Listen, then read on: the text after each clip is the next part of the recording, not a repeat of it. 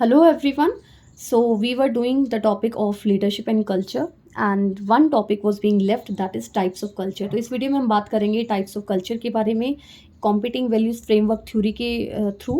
और it was developed by Robert Quinn and Kim Cameron. तो competing values framework जो theory थी वो क्विन एंड कैमरॉन ने दी थी।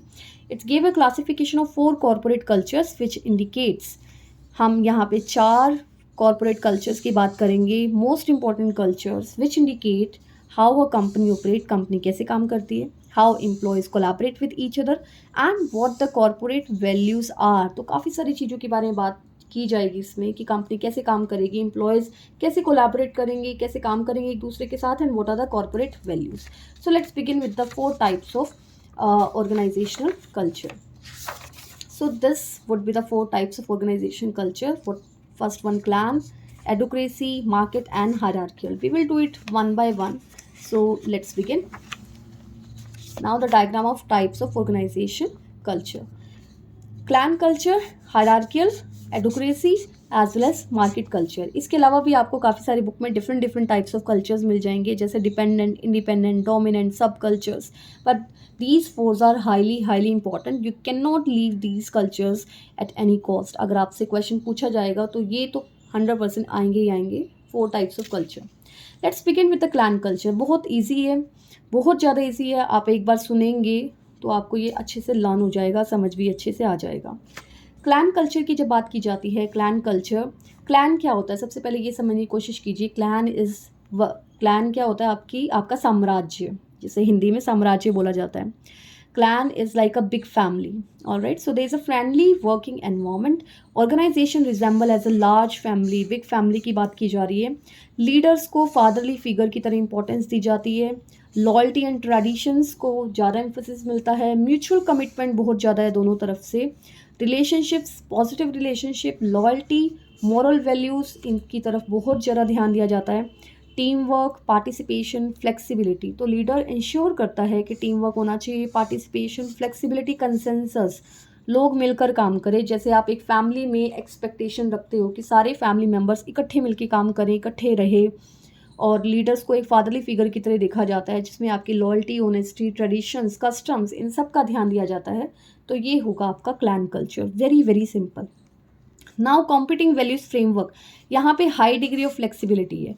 फ्लेक्सिबिलिटी बहुत ज़्यादा है, एम्प्लॉयज़ किसी भी तरह काम कर सकते हैं। इंटरनली फोकस्ड, इंटरनली फोकस्ड का मतलब सारी की सारी जितनी चीज़ें कही गई है वो आपस में ही बात कर रहे हैं।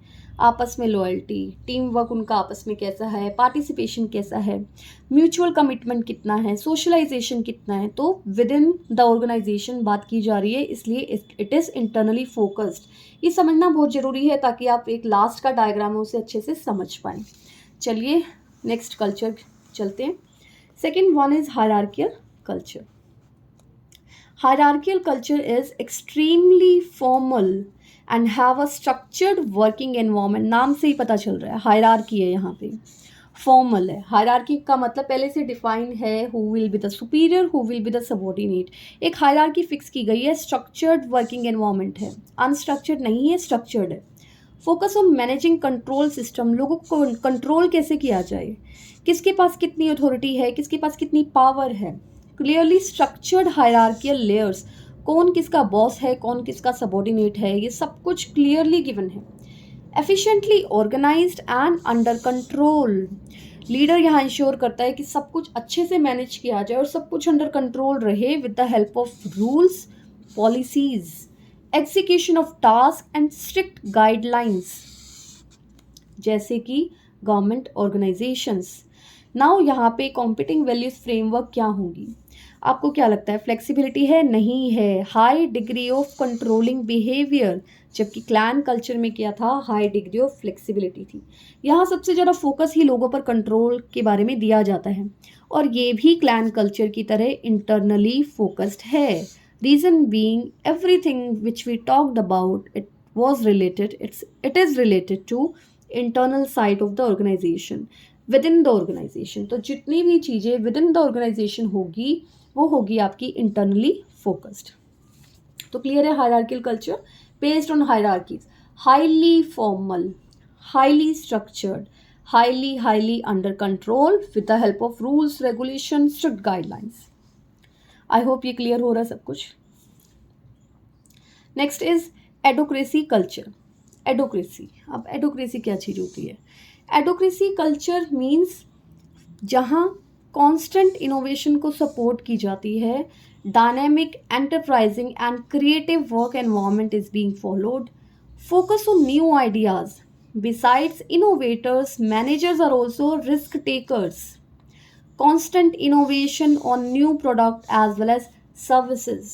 तो इन 3-4 पॉइंट से हमें क्या पता चल रहा है कि इनोवेशन, आइडियाज़, क्रिएटिविटी के ऊपर हाईली एम्फोसिस दिया जा रहा है. तो सिर्फ इनोवेटर नहीं कहा गया है, रिस्क टेकर भी बोला जा रहा है. और ये बताया जा रहा है कि जो भी कुछ करना पड़े नई इनोवेशन के लिए, नए नए प्रोडक्ट्स और सर्विसेज बनाने के लिए, वो एडोक्रेसी कल्चर में हमेशा प्रमोट किया जाएगा. Allow the freedom to execute the task. Freedom बहुत ज़्यादा है, हायरार्कियल में फ्रीडम नहीं थी, स्ट्रिक्ट रूल्स एंड रेगुलेशन थे. Forward looking management, continuously training and development programs for the employees, implement changes as per the changes environment. क्यों? Adaptive situations को बहुत ज़्यादा एम्फोसिस दिया जा रहा है कि जितने भी इन्वायरमेंट में चेंज होगा, जो भी डायनामिक चेंजेस होंगे, वो लोगों को आने चाहिए. और वो लोगों को कैसे आएंगे? फिर ट्रेनिंग और डेवलपमेंट के थ्रू. फॉरवर्ड विजन, फ्यूचर में कैसे हेल्प करेगा एम्प्लॉय को, उसके लिए उनको फ्रीडम दी जाएगी. जैसे कि एड एजेंसीज.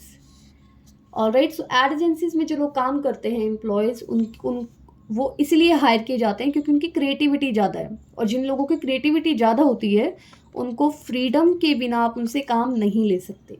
तो यहाँ पे कॉम्पिटिंग वैल्यूज़ फ्रेमवर्क का क्या रोल रहेगा? क्या क्या वैल्यूज़ है? High degree of flexibility, just like your clan culture.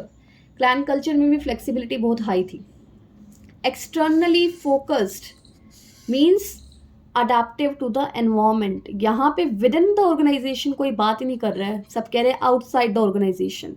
You have to get trained according to what is happening outside. All right, you have to implement the changes as per the changes in the environment outside. All right, forward looking management, future का vision लेके चल रहे हैं. Externally focused, ठीक है. तो सारी की सारी एक्टिविटीज़ कनेक्टेड है क्योंकि वो सारी की सारी आउटसाइड द ऑर्गेनाइजेशन ज़्यादा कनेक्ट की जा रही है. Last one is market culture. Market में क्या होता है?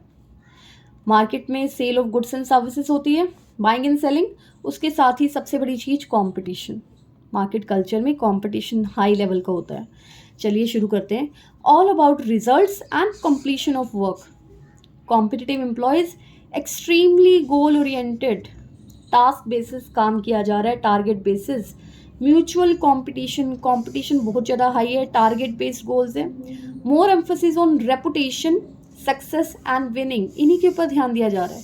रेपुटेशन किसकी है, कौन कितना सक्सेसफुल है, किसकी जीत हुई है. टारगेट वाली जॉब है क्योंकि, ठीक है. तो जब भी आप कोई ऐसा काम करते हो, ऐसी कंपनी में काम कर रहे हो जहाँ पे आपको टारगेट्स अचीव करने पड़ते हैं, वहाँ का कल्चर कैसा होता है? मार्केट कल्चर होता है.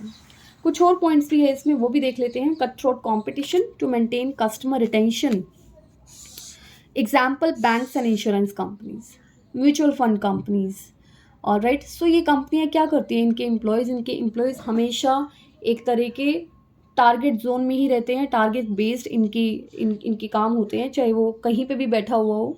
और राइट, तो सबसे ज़्यादा एम्फोसिस दिया जाता है completion of work and results, ठीक है. तो इसकी कॉम्पिटिंग वैल्यूज फ्रेमवर्क क्या क्या होंगी? High degree of controlling behaviour. How? अब आप कहोगे कि फ्लेक्सिबिलिटी क्यों नहीं है यहाँ पे? फ्लेक्सिबिलिटी इसलिए नहीं है क्योंकि जो लीडर होगा वो एम्फोसिस देगा सबसे ज़्यादा कि टास्क कंप्लीट हुआ है नहीं, टारगेट अचीव हुआ है नहीं. अगर टारगेट अचीव नहीं हुए देन यू आर आउट. तो आपका वो जो प्रमोशन है वो नहीं होगा, आपको इंसेंटिव्स या सैलरीज नहीं मिलेंगी. तो बहुत ज़्यादा कंट्रोल है on the basis of task to be completed. Extremely externally focused है ये भी क्योंकि आउटसाइड वर्ल्ड से जुड़ा हुआ है. कुछ भी विद इन नहीं है, सब कुछ बाहर से ही कनेक्टेड है. आप लोगों से कैसे बात करते हो, आप अपने कस्टमर्स कैसे लेके आते हो, आप अपने टारगेट कैसे अचीव करते हो, आपकी सेल्स कितनी है, उस तरह की जो सिचुएशन होगी वो एक्सट्रीमली एक्सटर्नली फोकस होंगी. तो ये था आपका मार्केट कल्चर. तो जल्दी से एक एक रिवीजन ले लेते हैं जिससे आपको समझ आ जाए ये diagram. Diagram is highly important.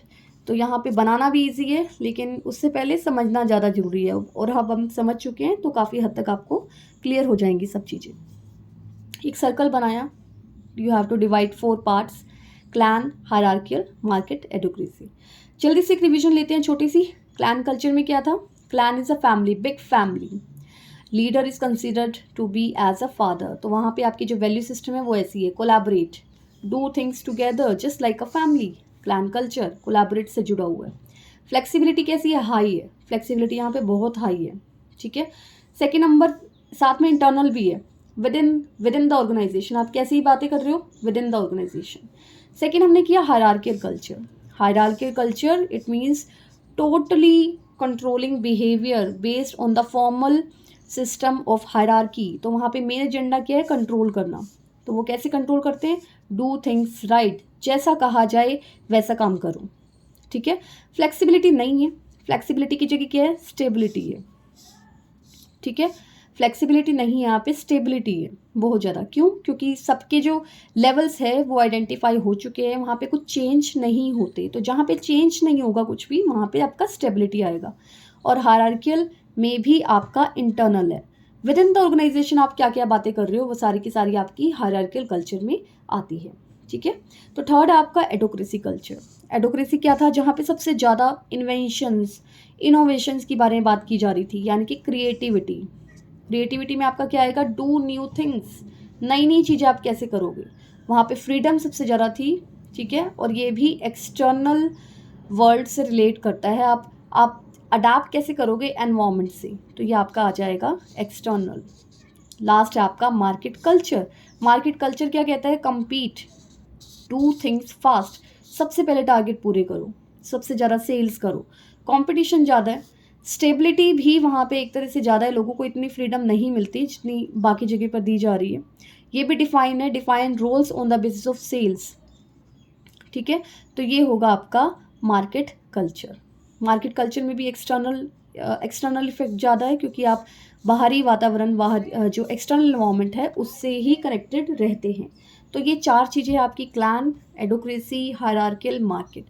तो जिन लोगों को ये समझ आ गया कॉन्सेप्ट कि टाइप्स ऑफ ऑर्गेनाइजेशन कल्चर क्या होता है, वो ईजिली इस डायग्राम को देखकर समझ जाएंगे। बट ऑब्वियसली उसके लिए आपको रिविजन चाहिए।